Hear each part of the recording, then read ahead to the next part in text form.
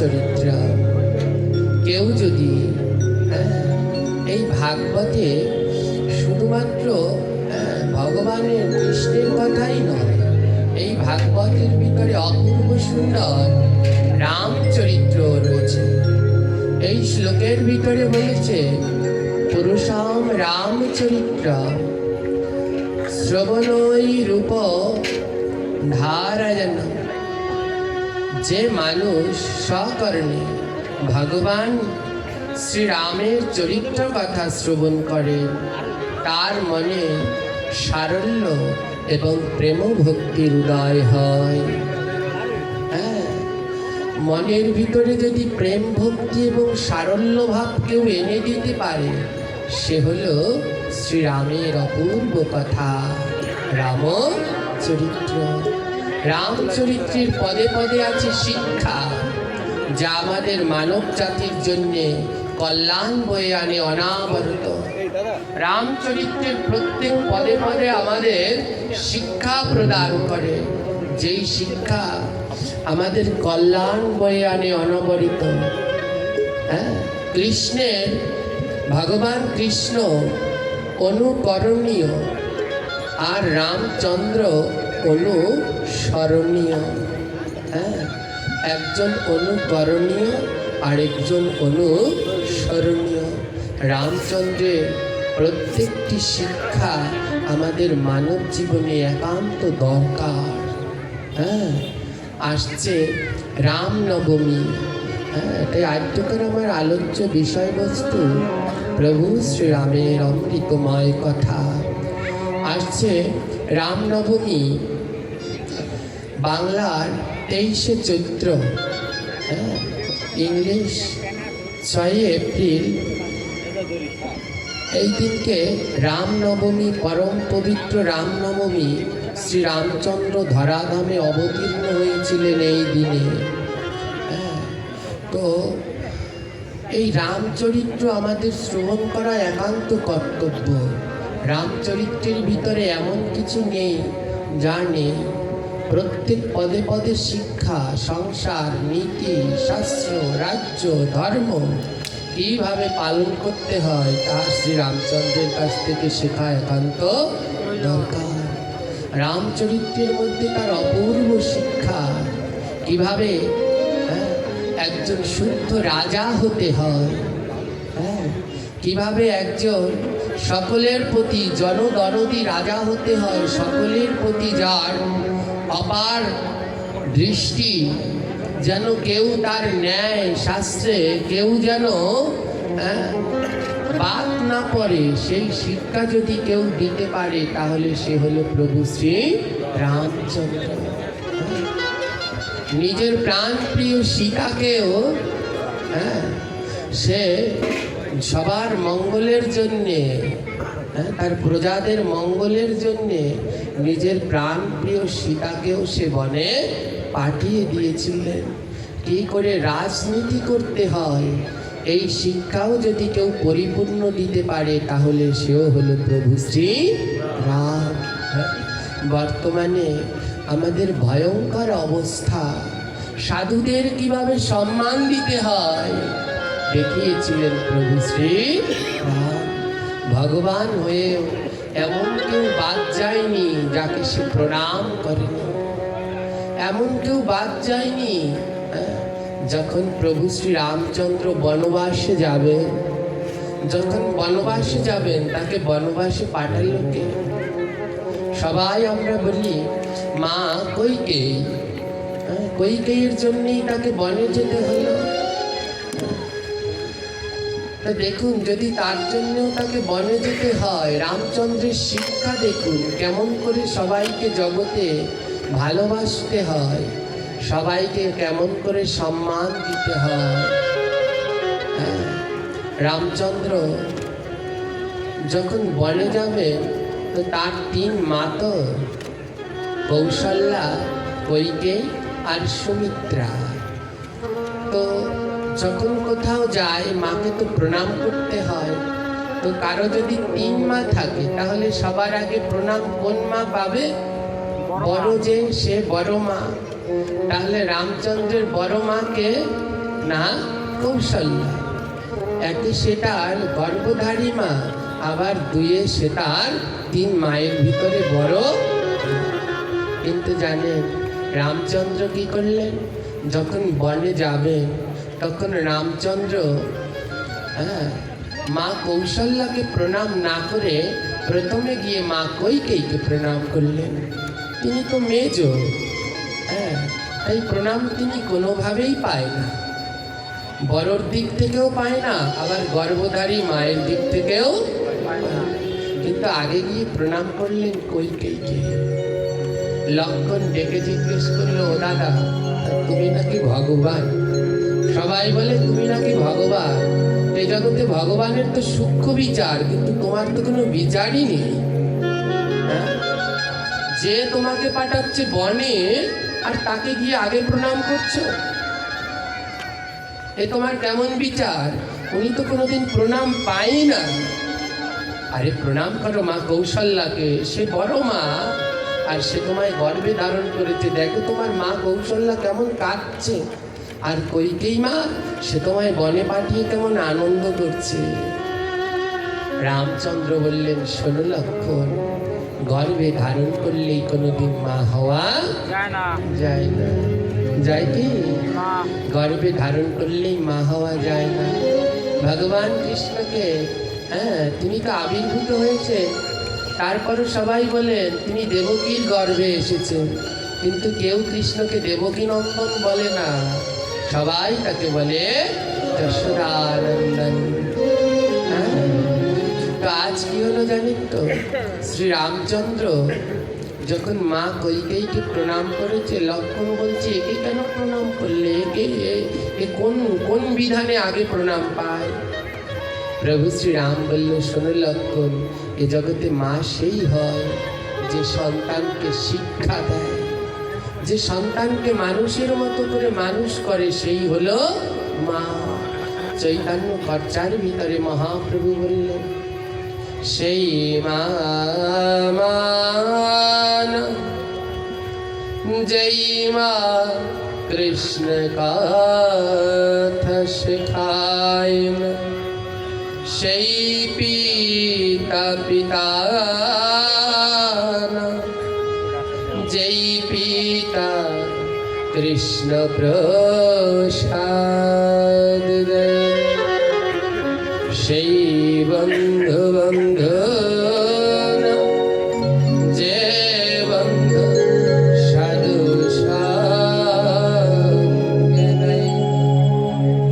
সেই সজন না, যে সজন ভক্তি পথে যায় না। স্বজন মানে আত্মীয়, বলে সেই স্বজন না, যেই স্বজন ভক্তি পথে যায় না। আপনার বাড়িতে অতিথি আসলো, এমন অতিথি এসেছে, আপনারা বাড়ির সবাই একাদশী ব্রত পালন করেছে, আর আপনার বাড়িতে এমন অতিথি এসেছে যার জন্য ওই দিনকে মাছ রান্না করতে হচ্ছে, ডিম ভাজতে হচ্ছে শ্রী বিষ্ণু। এমন অতিথি এসেছে যার জন্য মাছ কাটতে হচ্ছে। বলে ও অতিথি নয়, যেই স্বজন তোমাকে ভজন পথে নেয় না, সে কোনোদিন অতিথি। এমন অতিথি এসেছে যার জন্য তুমি একাদশী আছো, তারপরও মাছ রান্না করতে হচ্ছে, ডিম ধরতে হচ্ছে, পেঁয়াজ রসুন ধরতে হচ্ছে। যদি মনে করো সে অতিথি, ও অতিথি নয়, ও হলো জমের দুধ, ও তোমাকে নরকে নেওয়ার জন্য এসেছে, তাই ও কোনোদিন স্বজন নয়, সেই বন্ধু বন্ধু নয় যেই বন্ধু সাধু সঙ্গে নেয় না। বন্ধুর কাজ কি? সাধু সঙ্গে নিয়ে যাওয়া। যে বন্ধু বলে আয় চল চা খেয়ে আসি, ও ওদিকে যে লাভ কি? ও ভাগবত পাঠ নামে ওসবে গিয়ে লাভ কি? হ্যাঁ, ও সাধুদের কাছে গিয়ে লাভ কি? চল গিয়ে কি গেমস খেলি, ক্রাম খেলি, তাস খেলি। বলছে ও কোনোদিনই তোমার বন্ধু। সেই পিতা পিতা না, যেই পিতা কৃষ্ণ প্রসাদ দেয় না। পিতার কাজ সন্তানের মুখে প্রসাদ তুলে দেওয়া। যে সন্তানের মুখে প্রসাদ দেয় না, সে জন্ম দিলেও পিতা হতে পারে না। সেই মা মা না, যে মা কৃষ্ণ কথা শেখায় না। মায়ের কাজ সন্তানকে কৃষ্ণ কথা শেখানো। হ্যাঁ, বর্তমান সময়ে আমাদের মায়েরা বাচ্চাদেরকে খাবার খাওয়ায়, হ্যাঁ, কি ছেড়ে? মোবাইল ছেড়ে। মোবাইলে হিন্দি গান ছেড়ে দেয় অথবা কার্টুন ছেড়ে দেয়, ওইগুলো দেখে আর খাবার খায়। এর জন্য ওই যে দেখুন, খাওয়া কিন্তু 5 জায়গা দিয়ে। কয় জায়গা দিয়ে খাওয়া যায়? 5 জায়গা থেকে, বদনে, নাসিকায়, চক্ষে, কর্ণে, হ্যাঁ হ্যাঁ, আর অঙ্গে। বদনে অদরামৃত, নাসিকায় ঘ্রাণামৃত, চক্ষে দর্শনামৃত, কানে শ্রবণামৃত, অঙ্গে চরণামৃত, এই পঞ্চামৃত। হ্যাঁ, তো দেখুন, একদিকে ওই ছোট্ট বাচ্চাকে মুখে খাবার খাওয়াচ্ছেন বদনে, ওটাও দেহের ভিতরে যাচ্ছে। আরেক দিকে চোখে ছেলে ওই কার্টুন দেখছে, ওটাও দেহের ভিতরে যাচ্ছে। আরেক দিকে ওই বাজে গান শুনছে, ওটাও কান দিয়ে দেহের ভিতরে। একদিকে খাবার খাচ্ছে আর দেখছে নায়ক নায়িকার ওড়না ধরে শাড়ি ধরে টানছে, ওটা দেহের মধ্যে ঢুকছে। তা আপনার সন্তান বড় হয়ে যে আরেকটার শাড়ি ধরে টানবে না, এ শিক্ষা তো অন্য কেউ দেয়নি, আপনি নিজেই দিয়ে দিলেন। হ্যাঁ, ওই যে বাচ্চাদেরকে খাবার খাওয়াচ্ছেন কার্টুন দেখিয়ে দেখিয়ে, এগুলো বড় হলে সব এক একটা কার্টুনই হবে। হ্যাঁ, কার্টুন ছাড়া আর কিছুই হবে না। তাই মায়ের কাজ সন্তানদেরকে কৃষ্ণ কথা শেখাও, ভক্তি শাস্ত্র ন্যায় নীতি এইগুলো শেখাও। রামচন্দ্র বললেন, শোনো, যে মা ভক্তিপথে যাওয়ার কথা শেখায় তাকেই তো আগে প্রণাম করতে হয়। লক্ষ্মণ বলল, ও দাদা, এই কইকেই মা তোমাকে কোনভাবে ভক্তিপথে যাওয়া শেখালো? এ তোমাকে পাঠাচ্ছে বনবাসে, আর তুমি বলছো শেখাচ্ছে ভক্তিপথে যাওয়া। এই কোনভাবে তোমায় ভক্তিপথে যাওয়া শেখালো? প্রভু শ্রীরাম বলছে, শোনো লক্ষ্মণ, কাদামাটির কলস, কুমোর বাড়িতে কাদামাটি দিয়ে কলস বানায় না, যখন রোদে শুকায়, কলসটা যখন রোদে শুকিয়ে যায়, ওই শুকনো কলসের মধ্যে যদি জল রাখেন বেশিক্ষণ থাকবে? আর যেটা ওই মাটিটা শুকিয়ে যেটা পুড়িয়ে আনা হয়, পুড়িয়েটার মধ্যে জল রাখলে বেশিক্ষণ থাকবে না? থাকবে না? পুরানো কলসিটার মধ্যে জল যতক্ষণ রাখবেন থাকবে। কিন্তু যেটা কাদামাটির কলস, ওটাও কলস একই রকম, কিন্তু ওটায় জল রাখলে বেশিক্ষণ থাকবে না, গলে পড়ে যাবে। লক্ষ্মণকে বলল, শোনো, ওই শুকনো মাটির কলসে বেশিক্ষণ জল থাকে না, গলে পড়ে যায়। আর মাটিটা যদি পুরানো হয় তাহলে জল রাখলে অনেক দিন ধরে, বছর ধরে, যুগ ধরেও থাকতে পারে। জানো লক্ষ্মণ, আমি তো সবেমাত্র শিক্ষা গ্রহণ করে রাজ্যে ফিরেছি। এখনই যদি আমি রাজা হই তাহলে কাদামাটির মতো গলে যাব। তাই আমার কইকেই মা কত জ্ঞানী, আমাকে 14 বছরের জন্য বনে পাঠিয়েছে। কেন জানো? এটা বনবাস নয়, কারণ এই প্রসাদে থাকলে স্বর্গের সুখ, আর বনের ভিতরে থাকে সাধুগুরু বৈষ্ণব। আমার কইকেই মা আমাকে 14 বছরের জন্য বনে পাঠিয়েছে। যাও রাম, গিয়ে 14 বছর সাধুগুরু বৈষ্ণবের সঙ্গ করে কাঁচা মাটির কলস থেকে পোড়া মাটির কলস হয়ে ফিরে আসো। যদি তুমি পোড়া মাটির কলস হয়ে ফিরে আসতে পারো তাহলে সুন্দর করে রাজ্য সামলাতে পারবে। প্রভু শ্রীরামচন্দ্র বনবাসে থাকা সময়ে সাধুগুরু বৈষ্ণবের সঙ্গ করতেন। এমন কোনো সাধু নেই, এমন কোনো মহন্ত নেই যাকে সে চরণে হাত দিয়ে প্রণাম করেনি। শিক্ষা দিলেন, দেখো কেমন করে সাধুদের সম্মান দিতে হয়। আমরা সেই রামের অনুসারী। আজ স্বয়ং সাক্ষাৎ ভগবান এসে দেখিয়ে গেলেন কিভাবে সাধুদেরকে সম্মান দিতে হয়। প্রভু শ্রী রামচন্দ্র শিখিয়ে দিলেন। কিন্তু দুঃখ কি জানেন? দুঃখ হলো যে শিখিয়ে দিয়ে গেলেন সেই শিক্ষাটা এখন আর আমাদের মধ্যে বোঝায় টিকে নেই। প্রভু শিখালেন কি করে সাধুদের সম্মান করতে হয়, কিন্তু সেই শিক্ষা বোধহয় বিলুপ্তির পথে গেছে। নইলে আমরা কেন এখনো নীরব থাকতে পারি? কি জন্যে আমরা নীরব? কেন এখনো আমরা সরব হই না? কেন এখনো আমরা সরব হই না? 1 এপ্রিল এর ঘটনা অত্যন্ত আমাদের কাছে কলঙ্কিত এক ঘটনা। যারা জানে 1 এপ্রিলের ঘটনা এক কলঙ্কতম ঘটনা আমাদের কাছে। আমাদের এই আর্যাবর্তে যতজন ভগবানের এই দিব্য কথা প্রচার করেন তার মধ্যে একজন হলো শ্রী শ্রী হিরণ্ময় গোস্বামী, যার মুখনিসৃত অপূর্ব মধুময় হরিকথা শ্রবণ করলে, যার মুখে হরিকথা শ্রবণ করলে পাথরও গলে যায়। হিরণ্ময় গোস্বামী ভারতবর্ষের যতজন এই ভাগবত প্রচারক রয়েছে তাদের মধ্যে অন্যতম, যার মুখে হরিকথা শ্রবণ করলে পাথর পর্যন্ত গলে যায়। সে কোনো সাধারণ কেউ নয়, জানে শ্রী শ্রী অষ্টোত্তর শত বিনোদ বিহারী দাস বাবাজির কৃপা ধন্য। তার হরিকথা অমৃতময়। যাকে দর্শন করলেই, যাকে দেখলে পরে শুধু বলতে ইচ্ছে করে রাধে রাধে রাধে। দেহটাই যেন তার রাধা তনুতে বিভাবিত। 1 এপ্রিল আমাদের জন্য এক কলঙ্কিত দিন। এমন এক শুদ্ধ মহাত্মার গায়ে হাত তোলা হয়েছে, তাকে হত্যা করার চেষ্টা করা হয়েছে। তাকে হত্যা করার চেষ্টা করা হয়েছে। যারা এই বাবার হরিকথা শ্রবণ করেন তারা জানেন তার হরিকথা কত মধুময়, এবং তাকে সে কোনো আটকে রাখার বস্তু নয়।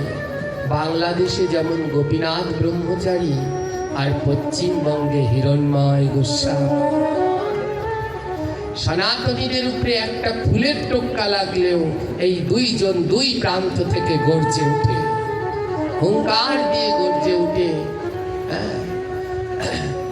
এই শুদ্ধ মহাত্মাকে হত্যা করার চেষ্টা করা হয়েছিল। এ ঘটনা আপনারা সবাই ইতোমধ্যে জেনেছেন যে তিনি 1 এপ্রিল রাত্রবেলায় রাতের প্রসাদ পাওয়ার পরে প্রতিদিন সে একটু হাঁটা চলা করে। ওই দুষ্টু লোকগুলো ওটা খেয়াল রেখেছিল, আর সেই সুযোগে তার গলায় ফাঁস দিয়ে দড়ি পেঁচিয়ে তাকে মারবার চেষ্টা করেছিল। তার গায়ের বিভিন্ন জায়গায় ছুরি দিয়ে আঘাত করা হয়েছে, কিন্তু রাখে হরিত মারেনি। এরা মানুষ বললে ভুল হবে, পিচাস বললেও ভুল হবে। পিচাসেরও একটা কিছু থাকে। এরা পৈচাসিকতার এত ঊর্ধ্বে চলে গেছে, পিচাস বললে পিচাস জাতিকেও অবমাননা করা হবে। অমন এক শুদ্ধ মহাত্মার মাথার শিকা কেটে দিয়েছে, জটা কেটে দিয়েছে, কিন্তু তাকে সাক্ষাৎ শ্রীমতী রাধারানী রক্ষা করে রেখে দিয়েছেন আমাদের জন্যে। আমাদের জন্য রাধারানী রক্ষা করে রেখে দিয়েছে। 5-6 জন মিলে আক্রমণ করলো, ফাঁসি দিল, ধারালো অস্ত্র আনলো, কিন্তু তাও তাকে কিছু করতে পারি, হ্যাঁ তাকে কিছু করতে পারিনি। তিনি এখন যথেষ্ট সুস্থ আছেন।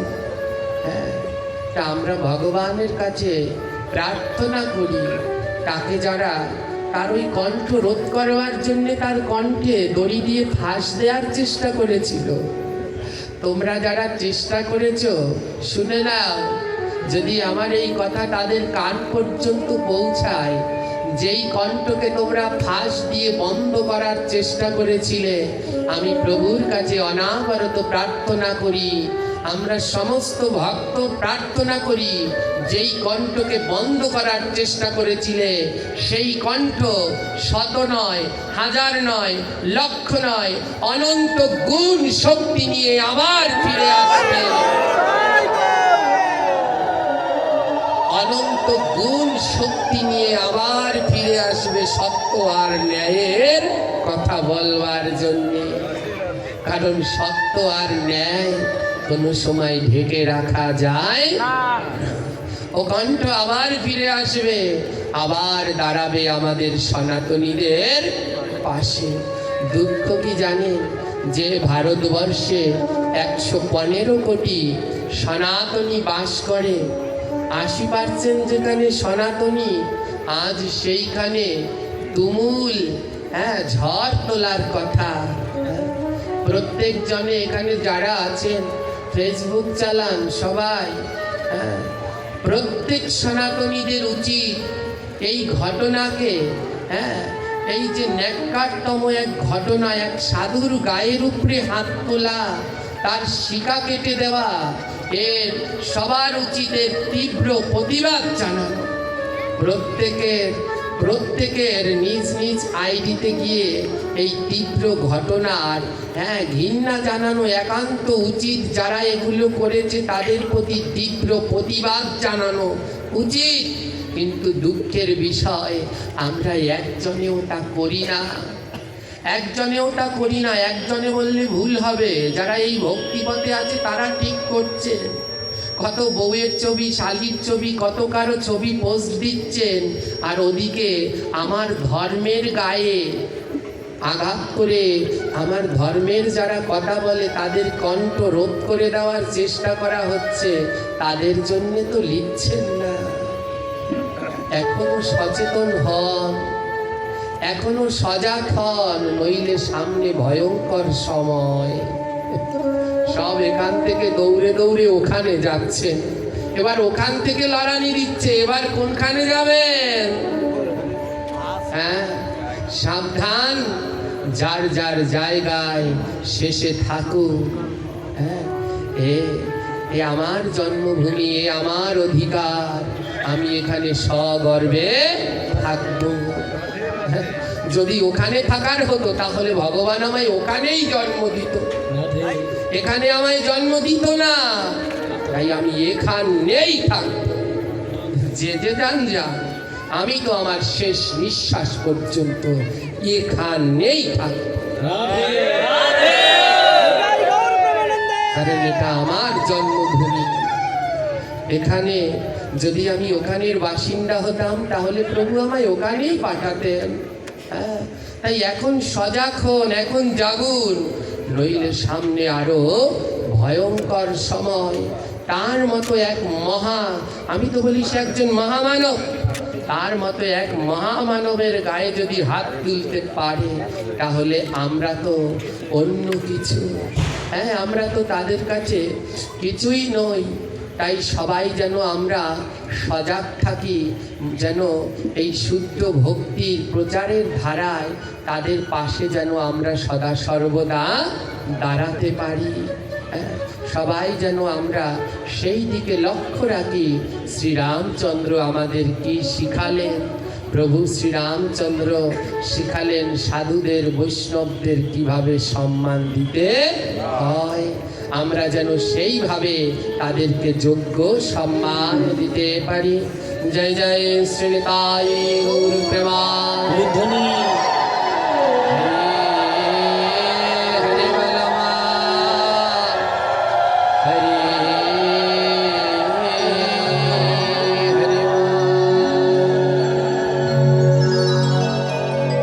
হরিবল। আসছে আসছে রামনবমী, হ্যাঁ, চৈত্র মাসে 23 তারিখ এবং এই 2025 সালের 6 এপ্রিল রাম নবমী তিথি। এই পবিত্র রাম নবমী তিথিতে ভগবান শ্রী রামচন্দ্র এই ধরাধামে অবতীর্ণ হন। হ্যাঁ, প্রভু শ্রী রামচন্দ্রের প্রতি পদে পদে রয়েছে ভক্তি, ন্যায়, নীতি, শাস্ত্র, শিক্ষা, যা আমাদের সংসার এবং মানব জীবনে অনাবরত কল্যাণ বয়ে আনে। প্রভু শ্রী রামচন্দ্র আবির্ভূত হলেন নবমী তিথিতে।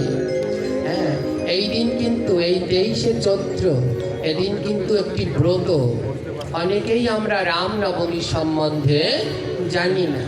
আপনাদের এখানে ভগবানের রামচন্দ্রের একটি সুন্দর মন্দিরও আছে।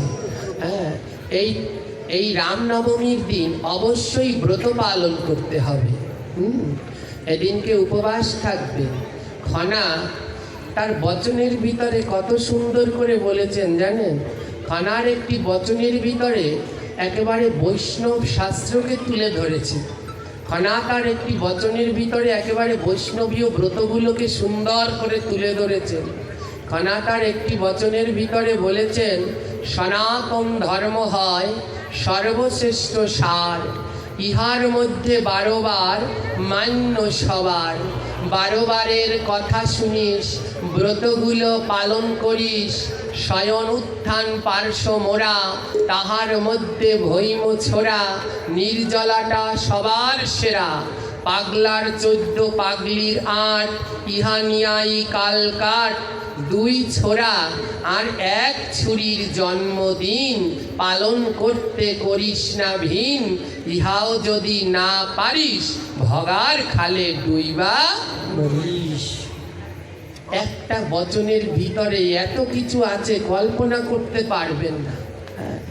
প্রথমে আমি তো বাংলায় অনার্স মাস্টার্স করেছি, এই খনার বচন এগুলো আমার পাঠ্য ছিল, আমার পড়তে খুব ভালো লাগতো। ওর ভিতরে জ্যোতিষ, কৃষি, কত কিছু লুকিয়ে আছে।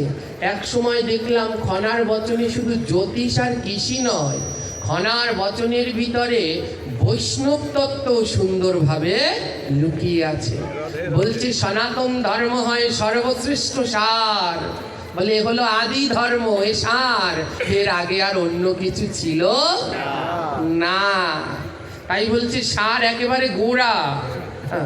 তাই সনাতন ধর্ম হয় সর্বশ্রেষ্ঠ সার, ইহার মধ্যে 12 বার মান্য সবার। ওমা, বার কয়টা? 7টা না?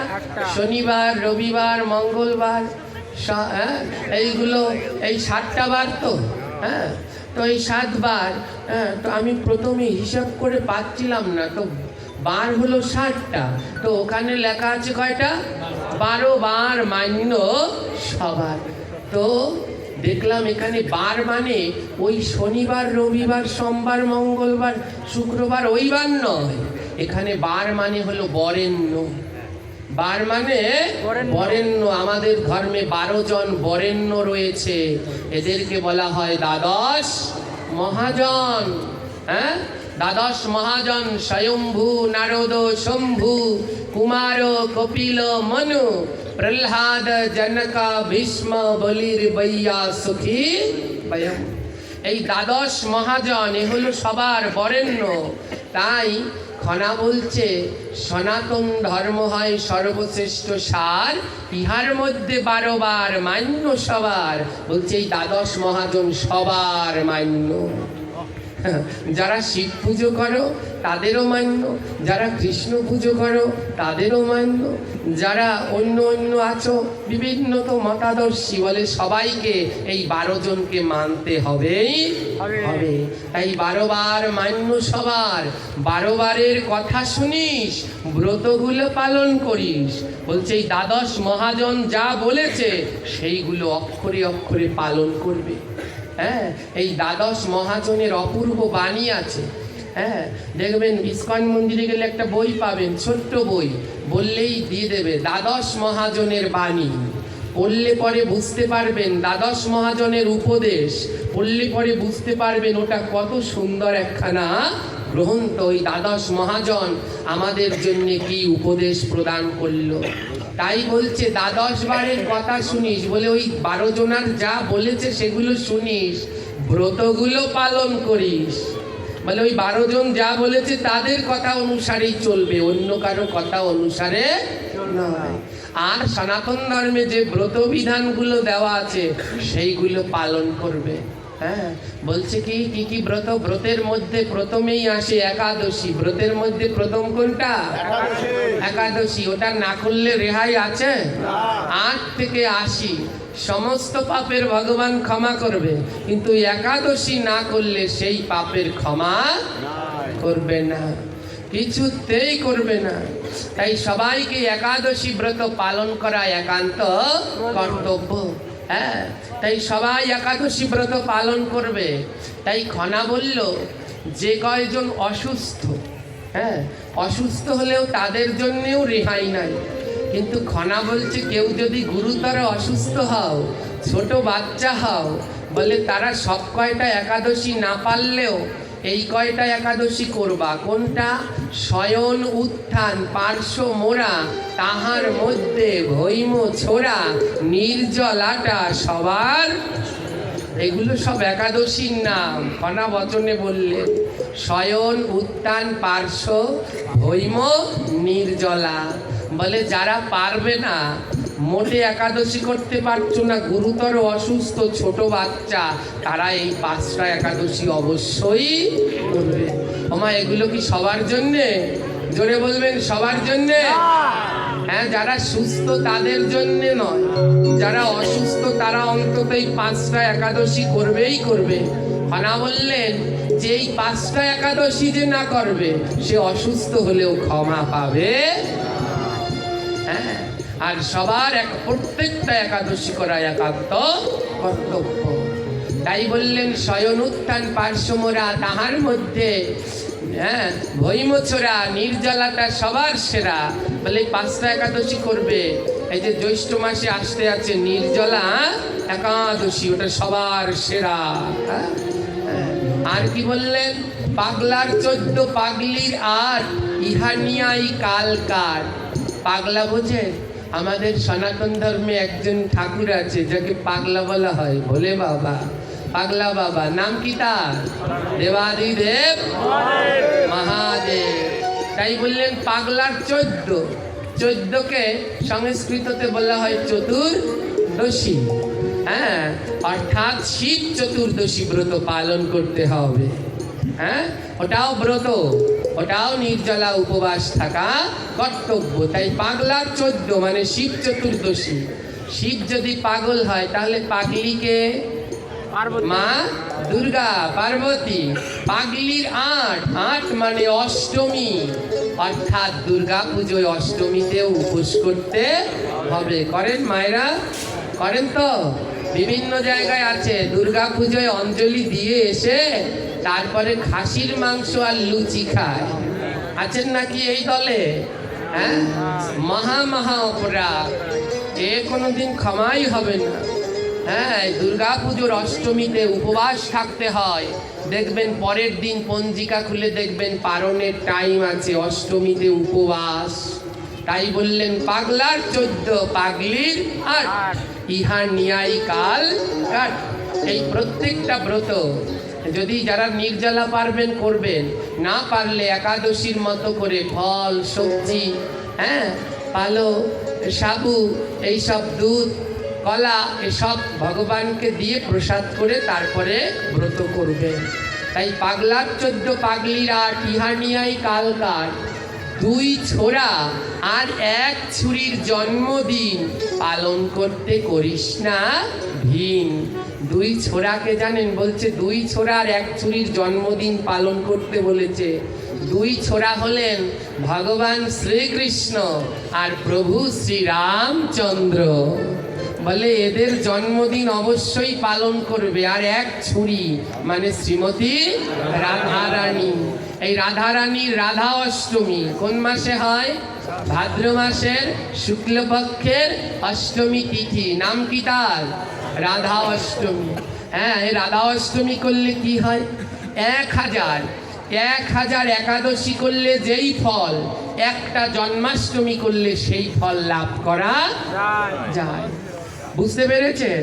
তার জন্মাষ্টমী ব্রত কিছুতেই বন্ধ দেয়া যাবে না। 1000 একাদশী করলে যে ফল পাবেন, একটা জন্মাষ্টমী করলে সেই ফল লাভ করতে পারবেন। অনেকে মনে মনে বলছে ভালোই করছে বুঝলা, এখন থেকে আর কেডা করবে একাদশী, বছরে একটা জন্মাষ্টমী করবো, 1000 একাদশীর ফল পেয়ে যাব। অনেকে মনে মনে বলছে হ্যাঁ যে এখন থেকে আর একাদশী ও তুমি যাও, বাড়ি যাও। হ্যাঁ, এখন থেকে বছরে একটা জন্মাষ্টমী করবো, তাহলে 1000 একাদশীর ফল পেয়ে যাব, তাহলে শুধু শুধু করে লাভ কি? এই কথা যারা ভাবছেন মনে মনে, তাদেরকে বলবো আশায় থাকো কাউয়া, পাকলে খাবার ডৌয়া। হ্যাঁ, একাদশী তো পালন করতে হবেই হবেই হবেই হবেই হবে। হ্যাঁ, আর জন্মাষ্টমীও পালন করতে হবে। একাদশীর কোনো নিস্তার নেই। জন্মাষ্টমী ব্রত পালন করলে 1000 একাদশীর ফল তোমার অফার লাভ করে যাবে। হ্যাঁ, তাই একাদশী যেন আবার বন্ধ করে দেবেন না। একাদশী ছাড়া কোনো গতি নাই। তাই 1000 একাদশী করলে যেই ফল হয়, একটা জন্মাষ্টমী ব্রত করলে সেই ফল লাভ করা যায়। এই রকম 1000 জন্মাষ্টমী ব্রত পালন করলে যেই ফল হয়, একটা রাধাষ্টমী করলে সেই ফল লাভ। চিন্তা করেছেন একটা রাধা অষ্টমী ব্রত পালন করলে কি ফল লাভ করা যায়? সবার আগে বলি ফলের আশা করে কেন কিছু করবেন না, কিন্তু ধ্যান রাখুন 1000 একাদশীর ফল হয় একটা জন্মাষ্টমীতে। সেই রকম 1000 জন্মাষ্টমী ব্রত পালন করলে যেই ফল হয়, তা হয় একটা রাধা অষ্টমীতে। কিন্তু দুঃখের বিষয় কি জানেন? বর্তমানে কিছু জন অর্ধবেলার উপবাস বের করেছে। রাধা অষ্টমী অর্ধবেলা বলতে কোনো উপবাসী হয় না। কোনো শাস্ত্রগ্রন্থে অর্ধবেলার উপবাস খুঁজে পাবেন না। অর্ধবেলা এই রাধা অষ্টমীর উপবাস, যে উপবাস করলে এত কৃপা লাভ করা যায়, সেটা করছে অর্ধবেলা। এ কি শুরু হয়েছে? অর্ধবেলা কাদের জন্য? যারা অসুস্থ, পারছে না, যারা ছোট বাচ্চা, তারা করবে অর্ধবেলা। কিন্তু তুমি সামর্থ্যমান ব্যক্তি হয়ে উপবাস করতে পারছো, তাহলেও রাধা অষ্টমী কেন অর্ধবেলা পালন করছো? করছেন তো এখানে অর্ধেক আছে রাধা অষ্টমী অর্ধবেলা করছে। এগুলো অপরাধ। যাদের গায়ে শক্তি আছে, সামর্থ্য আছে, রাধা অষ্টমী পূর্ণ উপবাস পালন করুন। অর্ধবেলা উপবাস হয় না। স্বয়ং চৈতন্য খরচায় বলা আছে, যেই ব্রতের পালন নাই সেই ব্রতের দরকার নাই। ব্রত করলে অবশ্যই পালনও করতে হবে। তাই রাধা অষ্টমীর ব্রতের পালন আছে, দেখবেন সমস্ত বিশুদ্ধ পঞ্জিকাগুলোতে রাধা অষ্টমী ব্রতের পালন আছে। তাই ব্রত করে অবশ্যই পালন করতে হবে। হ্যাঁ, তো এই রামনবমী, হ্যাঁ তো কি বললেন? 2 ছোরা আর 1 ছুরির জন্মদিন। তার ভিতরে 1 ছোরা হলো প্রভু শ্রী রামচন্দ্র। এই রামচন্দ্রের আবির্ভাব তিথি হলেন এই চৈত্র মাসের রামনবমী। এই যে আসছে 23 তারিখ 6 এপ্রিল রামনবমী। এই পবিত্র দিন কি বার পড়েছে? এই দিনকে রবিবার। হ্যাঁ, তো রবিবারে এই পবিত্র রামনবমী, এই দিনকে ব্রত পালন করবেন, সবাই উপবাস থাকবেন। ভগবানের দিব্য আবির্ভাব তিথি।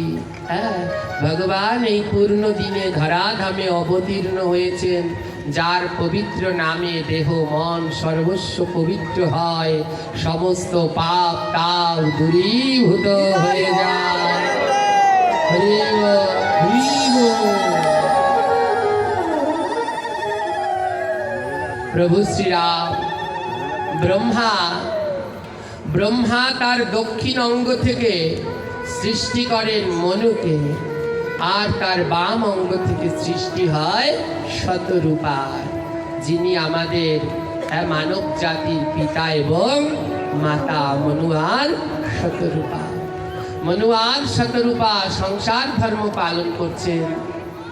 সংসার ধর্ম পালন করতে করতে হঠাৎ একদিন মনুর মনে হলো এ অসার, যতই করছি কোনো শান্তি খুঁজে পাচ্ছি না, যতই এর মধ্যে ডুবছি ততই যেন হারিয়ে যাচ্ছি, যেন সুখের সন্ধান খুঁজে পাওয়া যাচ্ছে না। কাদের জন্যে? যারা আমরা কৃষ্ণের সংসার করি না তাদের জন্যে, যারা কৃষ্ণের সংসার করে তাদের জন্যে নয়। কৃষ্ণের সংসার মানে বোঝে যাদের ঘরে 5 জন সদস্য, আর তাদের গোপালকে নিয়ে গোবিন্দকে নিয়ে যারা বলে না আমাদের ঘরে 5 জন মানুষ আছে আর আমার ভগবানকে নিয়ে আমরা 6 জন, তাদের কৃষ্ণের সংসার। যারা প্রতিদিন যা খায় তা ভগবানকে দিয়ে প্রসাদ করে তারপরে পায়, আমরা খাই আর ভক্তরা পায়। বুঝতে পারছেন? একটা খাওয়া আর একটা পাওয়া। যেটা ভগবানকে না দিয়ে গ্রহণ করে ওটাকে বলে খাওয়া, আর যেটাকে ভগবানকে দিয়ে তারপরে গ্রহণ করে তাকে বলা হয় পাওয়া। যারা ভগবানের প্রসাদ পায় নিত্য, তারা কৃষ্ণের সংসার করে। মনুর মনে এক তীক্ষ্ণ যন্ত্রণা, এত সংসার করেও আমার কোনো আনন্দ লাগছে না। শতরূপা বলছেন স্বামী তাহলে আমরা কি করতে পারি? মনু বলছে অনেক তো সংসার করা হলো, চলো বাকি জীবনটা আমরা প্রভুর নাম করে কাটাই।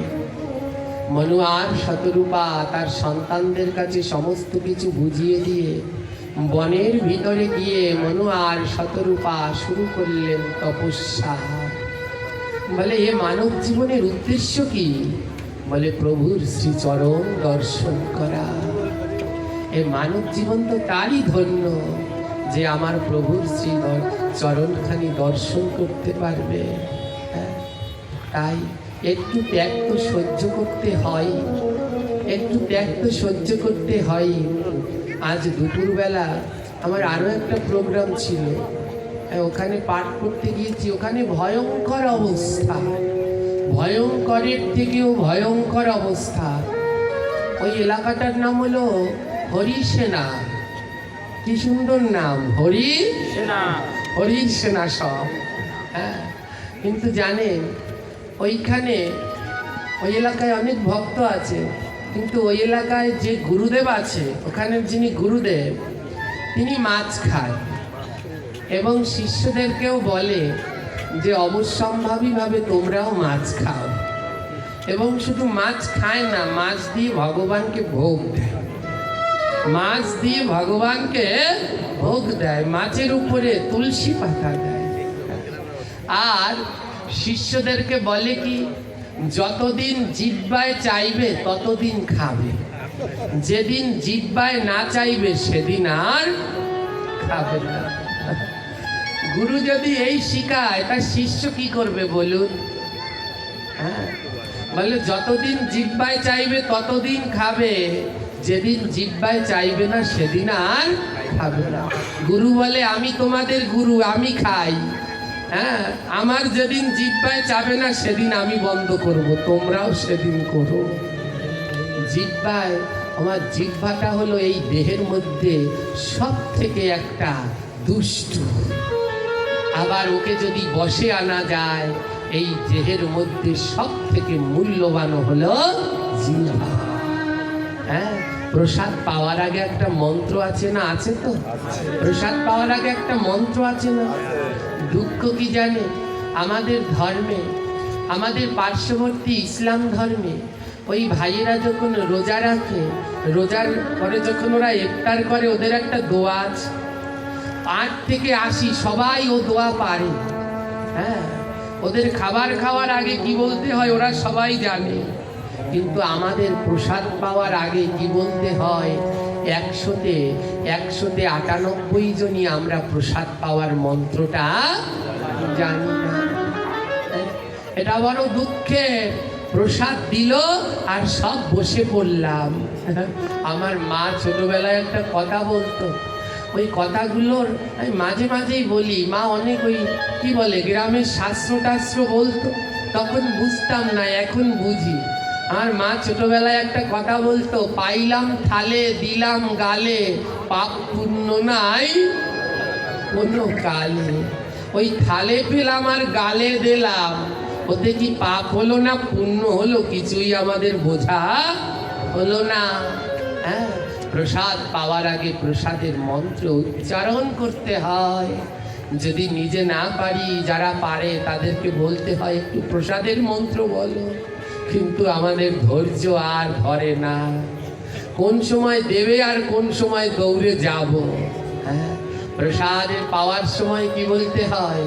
মহাপ্রসাদে গোবিন্দে নাম ব্রহ্মণি বৈষ্ণবী স্বল্প পুণ্য বদন রাজন বিশ্বাস্য নৈব জয়তে। শরীরয়া বিদ্যাজাল জরেন্দ্রিয় তাহে কাল। এই শরীরে একটা অবিদ্যার জাল, জরেন্দ্রিয়। এই ইন্দ্রিয়গুলো সব জরা, এগুলো কাল হয়ে রয়েছে। জরেন্দ্রিয় তাহে কাল। জীব ফেলে বিষয় সাগরে, জীবকে এই ইন্দ্রিয়গুলো বিষয়ের সাগরের মধ্যে ফেলে দিচ্ছে। জীব ফেলে বিষয় সাগরে, তাহার মধ্যে জিহ্বা অতি লোভময় সুদূরমতি। এই দেহটার মধ্যে যতগুলো ইন্দ্রিয় আছে তার মধ্যে জিহ্বাটা হলো বড় চালাক। তাকে জেতা কঠিন সংসারে। হাত পাকেও জেতা যায়, বলে জিহ্বাটাকে জেতা বড় কঠিন। জিহ্বাটাকে জয় করা বড় কঠিন, তাকে জেতা কঠিন সংসারে। বলে তাকে কিভাবে জেতা যায়? পরের লাইনে বলছে, কৃষ্ণ বড় দয়াময়, পরিবারে জিহ্বা জয়। আমার গোবিন্দের এত দয়া, তাই জীবটাকে জেতা বড় কঠিন। কিন্তু তাকে জেতার জন্যও ভগবান আর একটা জিনিস দিয়েছে। বলে সেটা কি ভাই? হ্যাঁ, তাকে জেতা কঠিন সংসারে। যাকে জেতা কঠিন সংসারে তাকে কি করে জেতা যায়? মহাজন বললেন কি করে জেতা যায় জানো? কৃষ্ণ বড় দয়াময়, পরিবারে জিহ্বা জয়। সব প্রসাদ অমৃত দিল ভাই। জীবকে যদি কেউ জয় করতে চাও, তার জন্য ভগবান প্রসাদ রূপ অমৃতকে পাঠিয়ে দিয়েছে। সেই প্রসাদ অমৃত পাও, প্রেমের রাধা কৃষ্ণ গাও। তাই জীবটাকে যেটা ভারী কঠিন। হ্যাঁ, এই জিহ্বাটাকে জয় করা ভারী কঠিন। হ্যাঁ, তাই যতদিন জিহ্বায় চাইবে ততদিন খাবো, এই মনে যদি কারো বাসনা হয়, তার আর জিহ্বাকে জয় করা হবে না। নিজে থেকেই ত্যাগ করতে হবে। হ্যাঁ, কি করলেন জানেন? মনু আর শতরূপা। মনু বললেন অনেক দিন তো হলো, চলো এবার আমরা গিয়ে বনে গিয়ে ভজন করি। তখন তো সত্যযুগ, সত্যযুগে ছিল তপস্যা।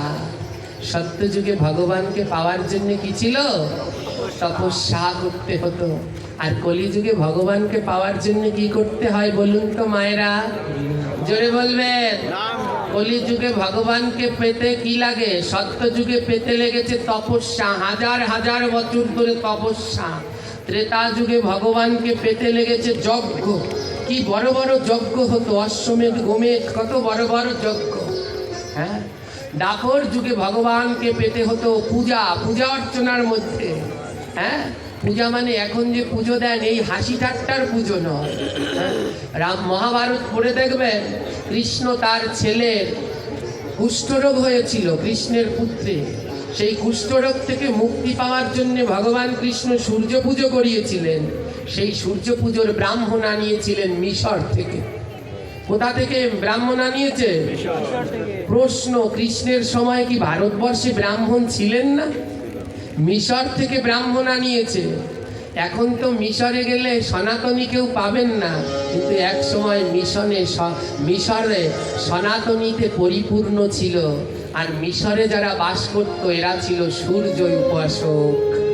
এখনো হাজার প্রমাণ, সেই পিরামিড, সূর্যঘড়ি সব আবিষ্কার সময় পদ্ধতি হয়েছে মিশরে। হ্যাঁ, তাই মিশরে যারা বাস করতো এরা সূর্য পুজো ভালো জানতো। তাই যে যেই পুজো ভালো করতে পারে তাকে সেই পুজোই করাতে হয়। তাই সূর্য পুজো ভালো করতে পারতো মিশরের ব্রাহ্মণ, তাই কৃষ্ণ মিশর থেকে ব্রাহ্মণ আনিয়ে সূর্য পুজো করিয়েছিল। কিন্তু কলিযুগের ব্রাহ্মণ তো এরা পারে না এমন কিছু নাই, এরা সব পারে। এত পণ্ডিত, সূর্য, কালী, মনসা, লক্ষ্মী একটাও বাদ যায় না, সব মন্ত্র এদের হ্যাঁ। তাই এই পূজা অর্চনার মধ্যেও কলিযুগে ভগবানকে লাভ করা যায় না। যাকে দিয়ে ভূত ছাড়াবে তাকেই তো ভূতে ধরে রয়েছে। হ্যাঁ, যাকে দিয়ে ভূত ছাড়াবে তাকেই ভূতে রয়েছে। যাকে দিয়ে পুজো করছো উনি এখনো মাছ, মাংস, খাসির ঝুল একটাও ছাড়তারে নাই। হ্যাঁ, তো কি করবে তাকে দিয়ে পূজা পাঠ করিয়ে? তাই বলছে যজ্ঞ, ধ্যান, পূজা, তপস্যা এ দিয়ে কলিযুগে ভগবানকে লাভ করা যায় না। বলে কলিতে তাহলে কি দিয়ে প্রভুকে পাওয়া যায়? অলৌত হরি সংকীর্তন। কলিযুগে যদি ভগবানকে পেতে চাও একটাই উপায়, সেটা হলো আমার গোবিন্দের দিব্য নাম হরে কৃষ্ণ মহামন্ত্র। যেই মন্ত্রের মাধ্যমে পাওয়া যায় আমার প্রাণ। সবাই একবার বলুন হরে কৃষ্ণ কৃষ্ণ কৃষ্ণ হরে হরে, হরে রাম রাম রাম হরে হরে, হরে কৃষ্ণ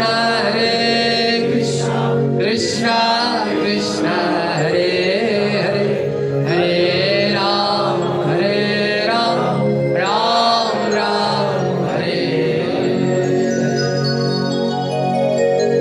এই নাম ছাড়া আর কোনো গতি নাই।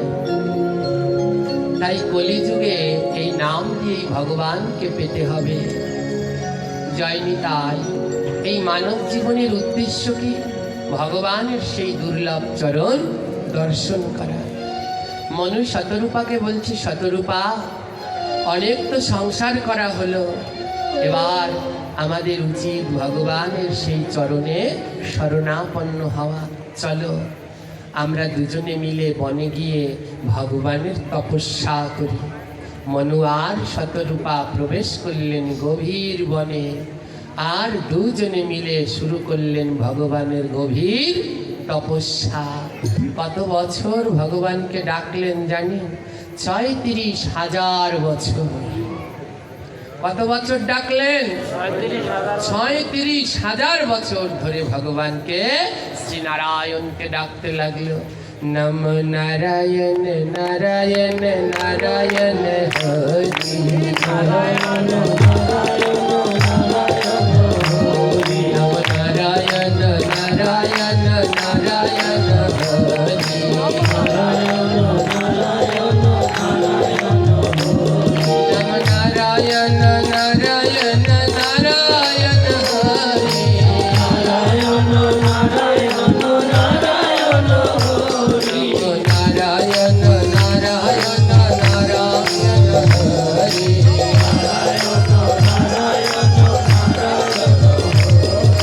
শঙ্খ চক্রধারী নারায়ণ হরি, শঙ্খ চক্রধারী নারায়ণ হরি, শঙ্খ চক্রধারী নারায়ণ হরি, শঙ্খ চক্রধারী নারায়ণ হরি, নমো নারায়ণ নারায়ণ নারায়ণ হরি, নারায়ণ নারায়ণ নারায়ণ, সবাই নমো নারায়ণ নারায়ণ নারায়ণ হরি, নারায়ণ নারায়ণ নারায়ণ হরি।